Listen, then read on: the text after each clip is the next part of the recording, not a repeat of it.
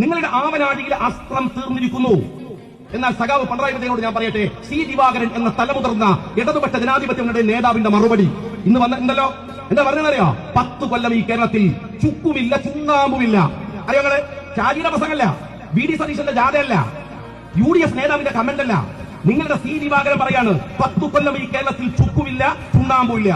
ഞാൻ സഖാക്കളോട് പറയട്ടെ, നിങ്ങളുടെ മുഖ്യമന്ത്രി പിണറായി വിജയൻ ഈ 10 കൊല്ലത്തിനിടയിൽ യാത്ര ചെയ്തത് 26 രാജ്യങ്ങളിലേക്കാണ്. 26 രാജ്യങ്ങൾ. 26 രാജ്യത്ത് നിന്ന് 26 ലക്ഷം രൂപ MOU വഴി കേരളത്തിലേക്ക് ഇയാൾ കൊണ്ടുവന്നിട്ടുണ്ടോ? എന്റെ ചോദ്യം ഇതാണ്. ഒരു 10 രൂപയുടെ പണം ഇൻവെസ്റ്റ്മെന്റായി കേരളത്തിൽ കൊണ്ടുവന്നിട്ടുണ്ടോ? 26 ലോകരാജ്യങ്ങൾ സന്ദർശിച്ചു. ഇനി പൈസ കൊണ്ടൊന്നുമില്ല.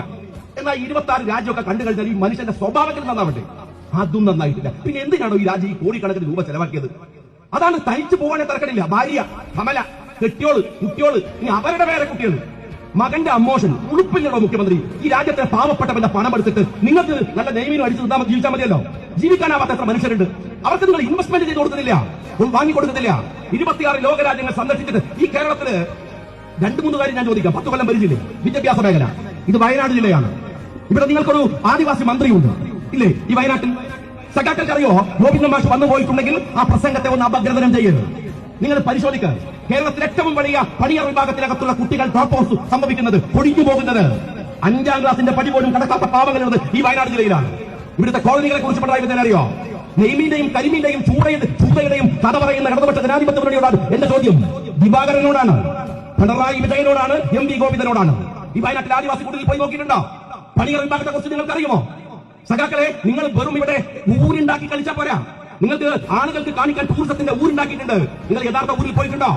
അവിടുത്തെ അവരുടെ മനുഷ്യ ജീവിതം എങ്ങനെയാണ്? ദളിതന്റെ ജീവിതം എങ്ങനെയാണ്? 10 കൊല്ലം കൊണ്ട് കേരളത്തിന്റെ പൊതുവിദ്യാഭ്യാസ രംഗത്ത് നിന്ന് കൊടിഞ്ഞു പോയ ആദിവാസികളെ കുറിച്ച് നിങ്ങൾക്ക് എത്രത്തോളം അറിയാം? വിദ്യാഭ്യാസത്തിന്റെ സ്ഥിതി അറിയോ? നമ്മളെ മക്കൾ 3 കൊല്ലം പഠിച്ചത് അതിനെ കുട്ടികൾ ഇവിടെ പഠിക്കണില്ല.